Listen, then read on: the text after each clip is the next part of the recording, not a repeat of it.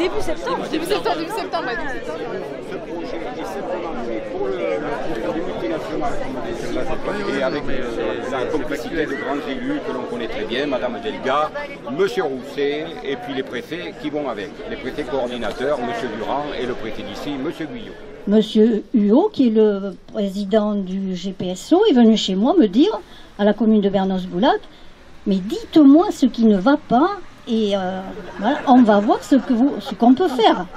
Et dans la même phrase, il me dit néanmoins, le tracé, il est ce qu'il est. Alors je lui dis, écoutez, on n'a rien à se dire. Vous venez pour me vendre le GPSO, moi je n'en veux pas. Point. On n'en veut pas, il ne passera pas. Les Basques vous l'ont dit à la préfecture de Bordeaux lorsqu'on a fait notre manifestation à l'Athénée. Ils n'en veulent pas, ils ne l'auront pas. Et vous nous vendez ça comme un projet international. Vous avez déménagé à frontière, parce que du moment qu'il s'arrête à Dax, je ne vois pas comment est le projet international. Ah oui, mais ce sont des tranches. Eh bien, commencez par déjà faire un projet ficelé avec la tranche que vous connaissez, puis on en reparle. Parce que tous nos arguments, vous ne les lisez pas. Vous avez refait la ligne Bordeaux-Irun à 75%. Il reste 25%. Si vous faites ces 25%, vous faites Paris, Bordeaux, Irun. Vous allez en Espagne. Vous avez commencé la POLT, Paris, Limoges, Toulouse, en ligne droite. Moi, il y a une dame tout à l'heure qui a dit qu'à l'école, on lui avait appris les arbres, etc. Moi, on m'a dit que la ligne la plus courte, c'était la droite aussi. Chez eux, c'est pas ça du tout. Il faut qu'ils viennent passer par Bollac. Alors, il faudrait qu'on m'explique.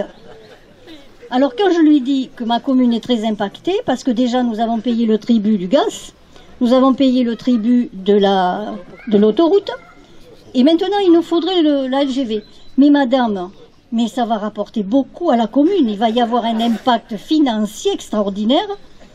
Et donc, les gens vont avoir du travail. Enfin, ça va être... C'est phénoménal, quoi, ce qu'ils nous proposent, en fait. Il faudrait presque se prosterner pour les remercier. Je dis oui, ça va créer des emplois, parce qu'effectivement, pour prendre la ligne LGV qui va passer à 300 à l'heure, on va créer des postes de profs de gym qui vont faire des trampolines et qui vont obliger les gens à sauter dans l'avion. Parce que comment vous montez dans un avion qui passe chez vous, dans un train qui passe chez vous à 300 à l'heure, vous vous moquez. Mais non, regardez Agen. Ah oui, parce que vous comparez Bernos-Boulac avec Agen. Enfin, résultat, au lieu de durer la matinée, ça a duré demi-heure. Et je leur ai dit que j'étais désolée, mais que j'avais autre chose à faire qu'à discuter pour rien. Dites à monsieur le préfet...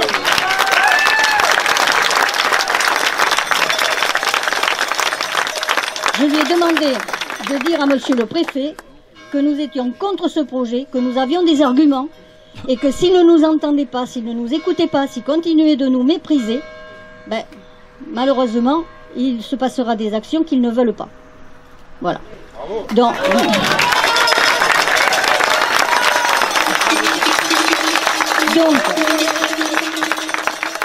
merci beaucoup. Sachez que si vous vous mobilisez nombreux, derrière nous, nous y arriverons. Parce que nous, tout seuls, effectivement, on a des moyens. On travaille en coordination avec les sénateurs et les députés.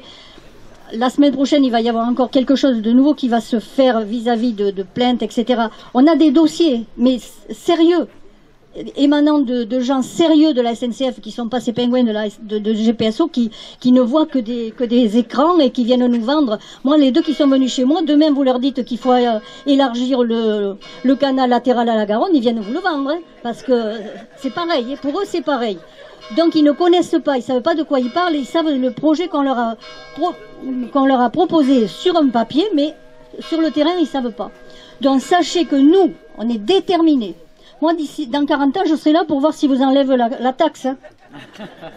Parce que la taxe, elle est valable 40 ans. Hein. Moi, j'ai 77 ans. Dans 40 ans, je reviendrai. Qui sera là?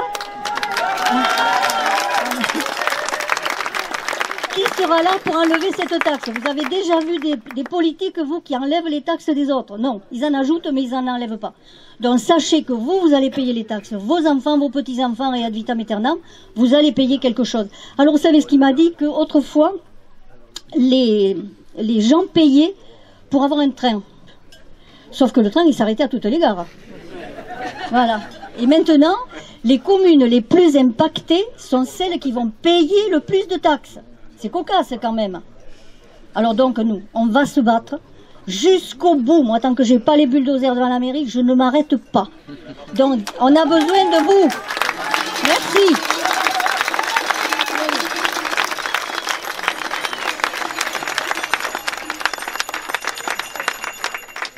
Bon, Jacqueline, je crois que pour le collectif des élus, on fera pas mieux. Il y a quelqu'un d'autre qui veut prendre la parole? Non, tout a été dit. Merci encore pour votre énergie à chaque fois de pouvoir compter sur vous. Alors, un petit mot de Bourri Days. Alors effectivement, Jacqueline a tout dit par rapport à nos intérêts locaux. Mais j'ai le souvenir devant monsieur le préfet Guyot, qui est d'ailleurs d'une courtoisie républicaine imparable, qui nous a écoutés, nous a dit qu'il comprenait notre colère, notre déception, mais que lui, bien sûr, il était là pour la mise en œuvre de ce projet, et qu'il se ferait, et que nos intérêts locaux, aussi justes soient-ils, n'étaient pas forcément, devaient s'effacer devant les intérêts nationaux, internationaux.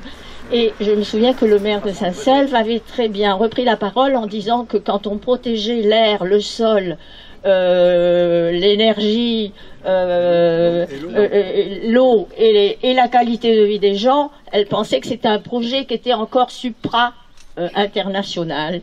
Et que, voilà, il n'a pas répondu.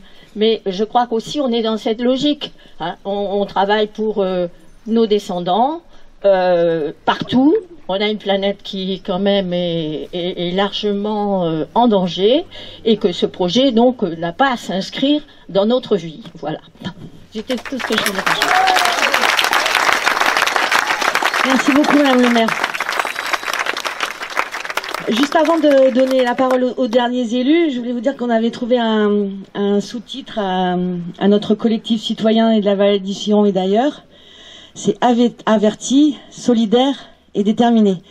Il y a un super boulot qui est fait par l'équipe d'accueil. Vous allez les retrouver toute la journée sur la Sarabande.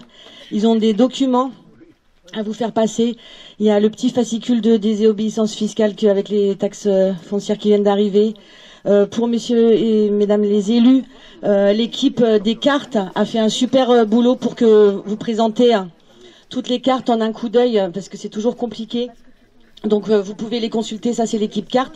Et également les élus, vous avez une pochette à l'accueil où on a mis plusieurs documents. Toute l'équipe a travaillé sur ce petit dossier. N'hésitez pas à venir le chercher à la fin de la conférence de presse.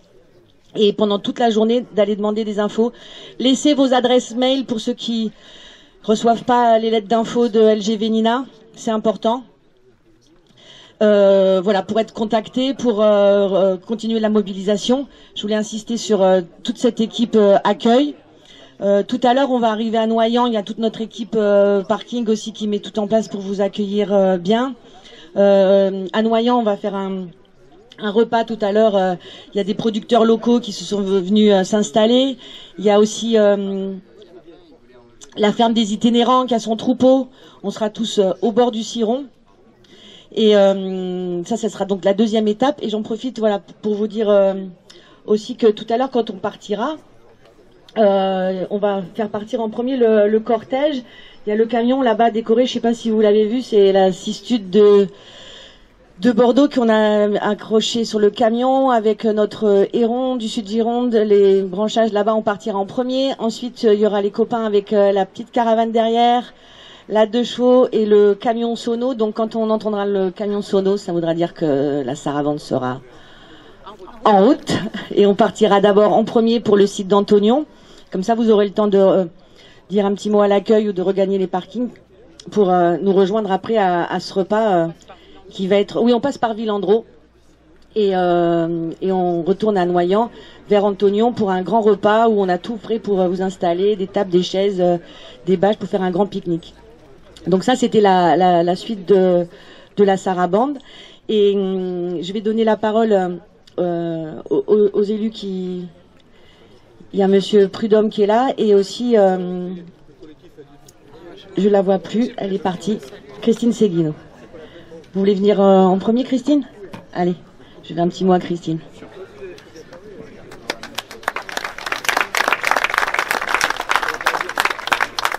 Bonjour à toutes et tous, donc Christine Seguino, moi je suis coprésidente élue régionale donc du groupe des écolos et vous dire aujourd'hui quelle est ma joie de vous voir toutes et tous si nombreux. Remercier vraiment sincèrement tous les collectifs, les bénévoles qui permettent de réaliser cette sarabande avec un gros succès, et ça a été beaucoup dit, donc je vais pas faire des redites, mais vraiment, je crois que ce projet qui était parti un peu dans les oubliettes et qui renaît de ses cendres il y a à peu près 2 ans, juste quand on n'est plus dans la majorité avec Rousset, comme par hasard, là, il faut absolument continuer à informer, parce que je crois que malheureusement, les gens ne comprennent pas pourquoi, par exemple, les écolos sont contre le train. On n'est pas contre le train, on est contre la création de nouvelles lignes qui détruisent de la biodiversité et qui ne correspondent absolument pas aux besoins du territoire. Les territoires qui sont éloignés de la métropole, ils ont besoin de trains du quotidien. Ils n'ont pas besoin de voir passer des trains devant chez eux à 300 km/h. Et la vitesse, c'est pas un critère. Et on a toujours cette multitude de mensonges répétés de Monsieur Rousset, par exemple, en disant que ce projet, oui, on va être beaucoup plus près pour aller à Bilbao, que les camions vont emprunter les trains.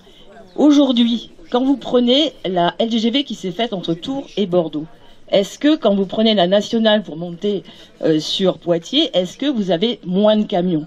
Non, on a toujours autant de camions. La politique du fret, la politique de mettre des camions sur des trains, c'est quelque chose de national. Et malheureusement, en France, cette part de report modal a énormément baissé. Donc non, il ne faut pas se faire avoir par tous ces mensonges. Et moi, vous rappelez simplement aussi que, en tant qu'élu écolo, nous avons porté un recours contre ce plan de financement parce que, ça a été dit, c'est complètement fou. On nous présente quelque chose qui n'est pas acté. Il manque de l'argent. Et qu'est-ce qu'il prévoit, ce plan de financement? Surtout, c'est que s'il manque de l'argent, c'est les collectivités qui ne veulent pas du projet qui vont devoir payer. Et ça, c'est inadmissible. Donc moi, je continuerai à me battre et être au plus près de vous. Et je vous souhaite à tous et toutes une belle sarabande.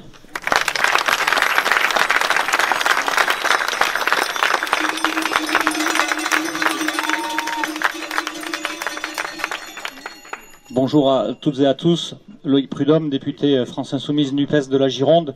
J'ai troqué ce matin mon écharpe tricolore contre la tenue officielle des opposants à la LGV. Je vous invite à en faire de même et à faire que cette tenue devienne notre signe de ralliement, de reconnaissance. Je suis à votre côté, je ne compte plus le nombre de fois où j'ai pris la parole devant vous et je vais essayer de ne pas me répéter et surtout de ne pas redire les arguments qui ont été exposés avant moi. Je soutiens bien sûr vos mobilisations, ma permanence parlementaire aussi un endroit qui est à votre disposition et les associations qui se battent ont parfois franchi la porte de ma permanence pour que nous puissions échanger sur ce projet et la façon de se battre contre ces désastres écologiques. Ça, c'est ce que vous connaissez, c'est ce que vous avez de visible de mon action.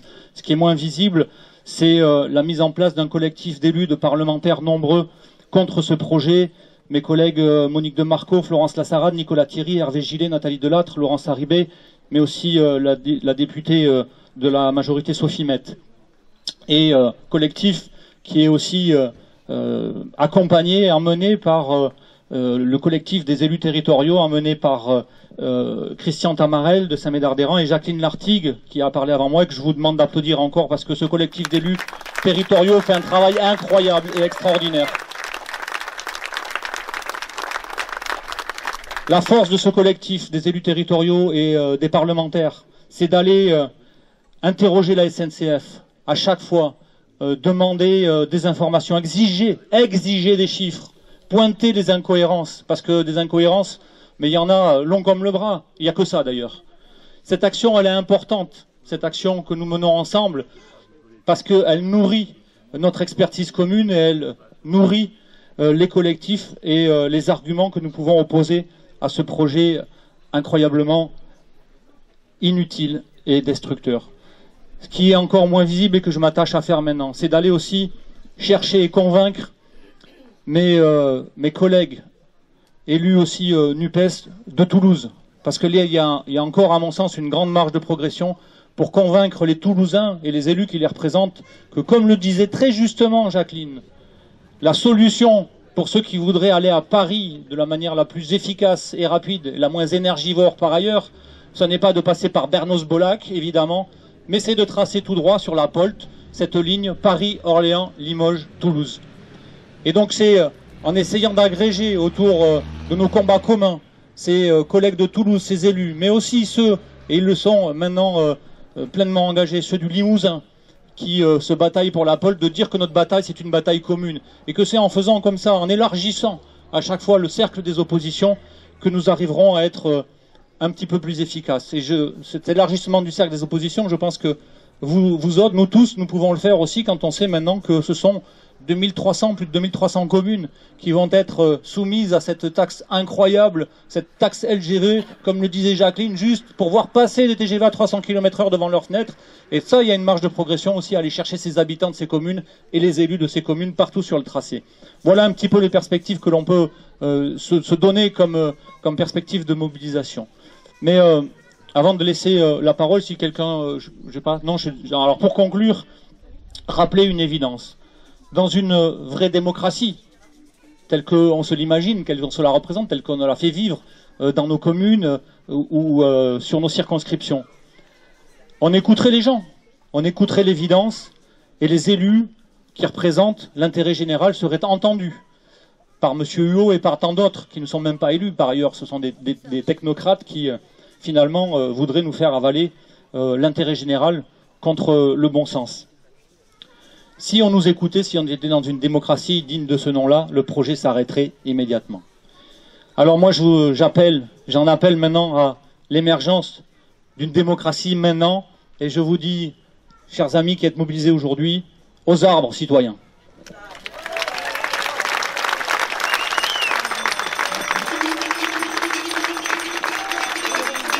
Tu voulais dire un petit mot, Richard ? Je voulais remercier aussi les médias qui s'étaient déplacés. Ils m'ont enlevé ma feuille juste au moment où je voulais dire. Je sais qu'il y a Sud-Ouest, je sais qu'il y a un reporter, je sais qu'il y a France 3. Il y en avait plein d'autres. Voilà. En tout cas, je vous remercie d'être... il y a la clé des ondes. Je les ai perdus de vue. Et puis France Bleu, oui, TV7, merci. Voilà, vous êtes tous venus. C'était important pour nous. On a pris une habitude à la fin des balades LGV Nina. On a fait une balade à Préchac et une autre à Bernos-Bolac. À la fin de la mobilisation, on a étendu une banderole, là, notre banderole LGV Nina. Et du coup, j'appelle Dorian. On va faire la petite prise de vue, si vous voulez bien. Donc ceux qui veulent bien être avec nous sur la photo, on va étendre cette banderole là au sol, se mettre autour, voir des écharpes tricolores, des t-shirts LGV. On va vous distribuer des pancartes qu'on va brandir et on va faire une petite prise de vue comme ça et on fera un montage de tous ces villages où il y a eu des mobilisations pendant la sarabande pour les rajouter à tous les autres avant et voilà, pour essayer de communiquer parce qu'effectivement ils font beaucoup de com. Là je crois qu'ils ont, pour le GPSO, ils ont embauché 7 personnes, là Richard en a parlé, là d'habiles experts là qui font de la communication. Bah nous aussi on va en faire de la communication. Et on va montrer qu'on est tous différents. Il y a des jeunes, il y a des vieux, il y a j'entends des enfants qui jouent. On a notre copain chasseur là-bas qui est enfermé dans un grillage. Je sais pas si vous l'avez vu, Jean-Pierre, il est coincé entre la 60... elle s'appelle comment votre autoroute, Jacqueline ? La 65, 62, la LGV, il est là-bas. On est tous différents et unis et il faut que ça se voit sur les images. Parce que nous aussi, il faut qu'on fasse de la communication pour montrer qu'on est vraiment unis. On est avertis. Parce que voilà, on va chercher les dossiers, on s'entraide, il y en a qui scrutent toutes les annonces. On est solidaires tous ensemble et on est déterminés. Vous êtes déterminés ? Oui, Jacqueline. Ils font de la publicité, ils ont les journalistes, etc. Ils ont des fonds pour faire ça. Sachez que ce sont les vôtres. C'est votre argent, c'est avec votre argent qu'ils font de la publicité pour le projet que nous ne voulons pas. Alors stop. Allez, on va se mettre en place, ça va être un petit peu brouillon. Il faut qu'il y ait des copains qui décrochent la banderole. On va se la mettre par là devant et à la LGV, non, à la LGV, non, à la LGV, non, à la LGV, non, à la LGV, non, à la LGV, non, à la LGV, non, à la LGV, non, à la LGV,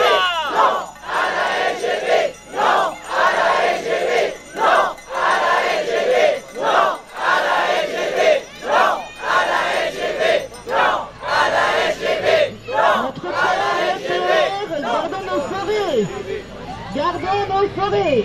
Gardons nos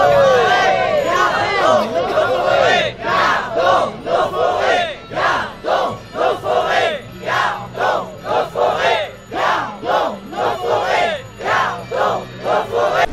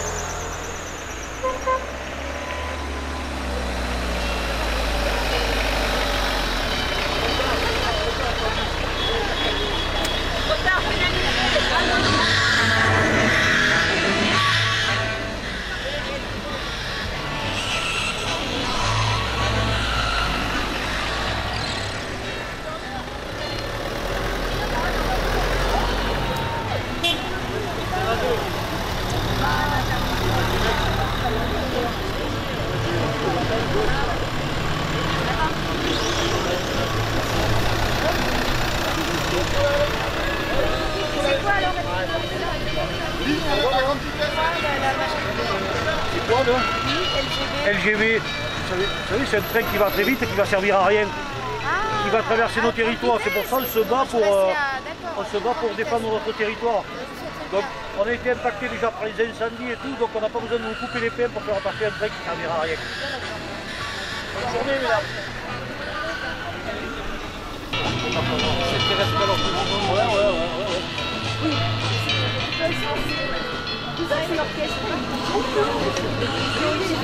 Dès qu'on traverse la Garonne, plus personne n'entend parler de la Si, à Paris, on va juste leur dire, ouais, c'est super, juste pour vous rendre le forêt, on trouve aussi. Monsieur Emilia. Excusez-moi, madame. Oui, bonjour monsieur. Il est catastrophique. Il est venu me parler hier. Hier, il y avait un journée des jeux. On était une table, là, on était il y avait... Il a catalogué comme chasseur, déjà, je suis donc... Moi, j'ai dit, chasseur.